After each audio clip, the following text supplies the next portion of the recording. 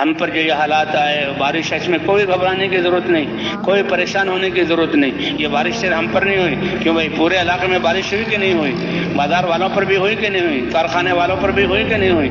جو اپنے اب وہ تو بیچارے پریشان، ان کو تو حساب، اور اللہ تعالیٰ ہمیں ایک ایک، اللہ فرماتے ہیں ٹھوکر لگ جائے، کانٹا چبھ جائے، بھوک کی ایک لہر، پیاس کی ایک لہر، اس کے بدلے میں نیکی، اور نیکی کے بدلے میں اللہ اپنی رضا اور جنت عطا فرمائیں گے۔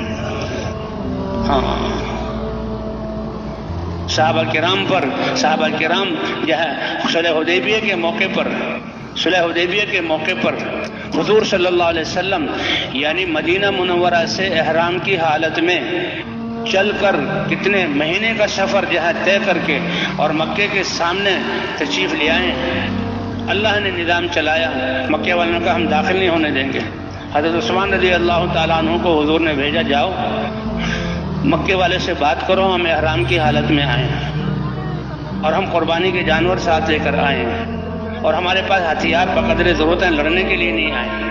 حضرت عثمان رضی اللہ تعالیٰ عنہ گئے مکے والوں سے بات کرنے کے لیے، بات کی، انہوں نے کہا عثمان تم اگر طواف کرنا چاہو تو طواف کر لو، یہ بیت اللہ ہے، لیکن ہم مسلمانوں کو نہیں آنے دیں گے۔ انہوں نے کہا اے نافرمانو، حضور کے ہاں طواف نہ کریں اور عثمان طواف کر لیں، ایسا ہو نہیں سکتا۔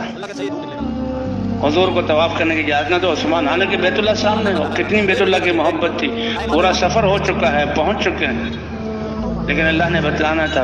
اور حضور وہ کفار آئے، کہتے ہیں جو حضور صلی اللہ علیہ وسلم نے ان کی شرطوں کو قبول کیا اور صحابہ کو حکم دیا احرام کھول دو، یہ اتنا اے اللہ کے رسول مہینہ چل کر سردی گرمی برداشت کرتے ہوئے، سفر کی مشقت برداشت کرتے ہوئے، ہم تو ایئر کنڈیشن بسوں میں جو ہے 5-6 گھنٹے بیٹھ کر اور جناب کھاتے پیتے ہو کر جو ہائے سفر نے ہمیں تھکا دیا، اور ان کا مہینے کا سفر اور اونٹوں کا سفر اور گدھوں اور گھوڑوں کا سفر، اللہ اکبر کتنے تھکے ہوئے تھے، اور سامنے پہنچ گئے، احرام کھول لو۔ صحابہ پر یہ بہت گراں گزرا۔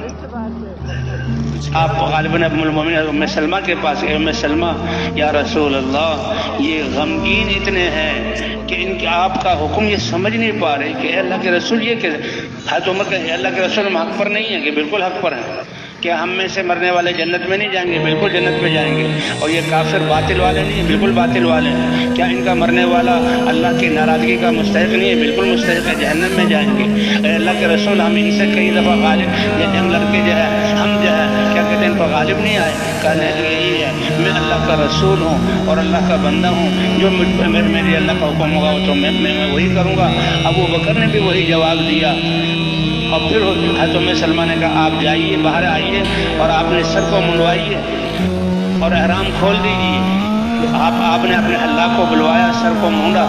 جب جانثاروں نے دیکھا کہ اللہ کے رسول اپنے سر کے بال کو مونڈ رہے کہ واپس جانا ہے یہاں سے، جب اللہ کے رسول، تو صحابہ بھی ایک دوسرے کے سر کو مونڈنے لگے، لیکن غم کی وجہ سے ہاتھ ایسے کانپ رہے تھے کہ ان جو ہے اس طرح سے کھال بھی کٹ رہی تھی، بال بھی کٹ رہے تھے، بال بھی گر رہے ہیں اور خون بھی گر رہا ہے۔ صحابہ کے جذبات پیس دیے گئے، لیکن اللہ نے آیت اتاری انا فتحنا لک فتحا مبینا، اے پیارے نبی ہم نے فتح مبین آپ کو عطا فرما دی۔ خوش ہو گئے صحابہ۔ اس لیے بھئی مسلمان کا تو ہر حال یہ تو خوشی کا، ٹھیک ہے مشقت آتی ہے، کمزور ہے تو اس پر صبر، اللہ سے عافیت مانگنا۔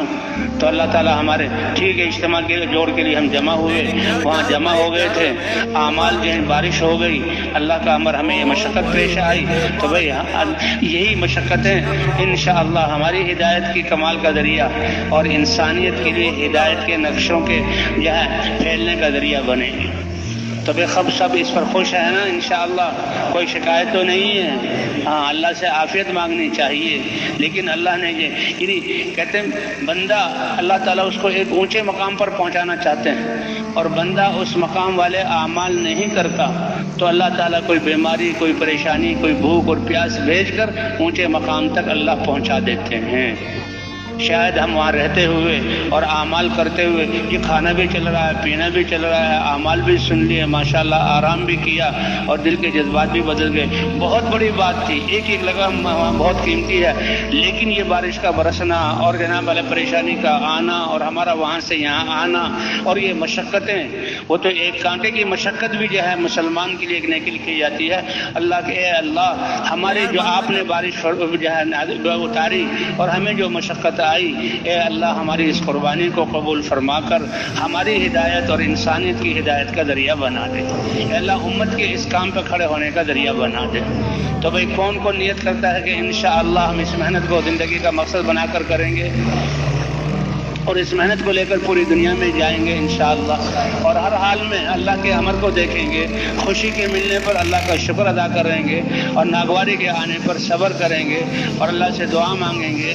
تو بھائی انشاءاللہ سب پوری باقی زندگی اس محنت کو کرنے کے لیے تیار ہے نا انشاءاللہ. اللہ تعالیٰ قبول فرمائے.